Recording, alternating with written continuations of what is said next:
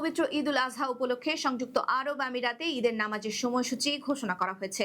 Khaleej টাইমসের প্রতিবেদনে বলা হয়েছে, বুধবার 27শে মে দেশটির বিভিন্ন রাজ্যে ভোরের পর নির্ধারিত সময়ে ঈদের জামাত অনুষ্ঠিত হবে। আবুধাবি শহরে ঈদের নামাজ অনুষ্ঠিত হবে ভোর 5:51 দুবাইয়ে 5:47 এবং শারজাহ শহর ও আল হামরিয়া এলাকায় সকাল 5:45।